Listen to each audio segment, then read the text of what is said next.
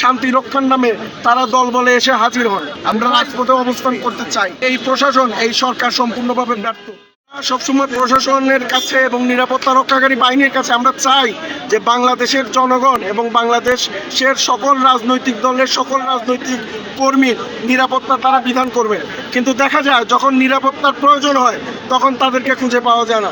তো যখন শান্তিপূর্ণভাবে একটা কর্মসূচি ঘোষণা করা হয়, বিক্ষোভ করা হয়, তখন তারা শান্তি রক্ষার নামে তারা দল বলে এসে হাজির হন। আমরা এই অবস্থা থেকে পরিত্রাণ চাই এবং আমরা চাই এই বিভিন্ন সময় বিভিন্ন কর্মসূচির সময় তারা না এসে সব সময় যাতে সারা বছর তারা মানুষের শান্তির জন্য, মানুষের নিরাপত্তার জন্য কাজ করেন। আমরা সব সময় দেখতে পাচ্ছি আমরা সরকারের তরফ থেকে যে সহিংসতা সৃষ্টি করা হয় সেটাকে আমরা ভয় পাই না। আমরা রাজপথে অবস্থান করতে চাই, কিন্তু আমরা যে রাজপথে অবস্থান করব সেটা নিরাপত্তা দেওয়ার দায়িত্ব নিরাপত্তা রক্ষাকারী বাহিনী। তারা যদি নিরাপত্তা দিতে না পারেন তাহলে এই প্রশাসন, এই সরকার সম্পূর্ণভাবে ব্যর্থ।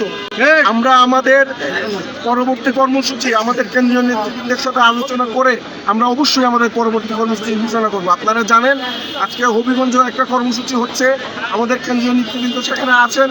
সেখানে তারা হবিগঞ্জ শহরে প্রবেশের চেষ্টা করছেন, সেখানে তারা বিক্ষোভ সমাবেশ করার চেষ্টা করছেন। আমরা এই বিষয়টা অবজার্ভ করছি।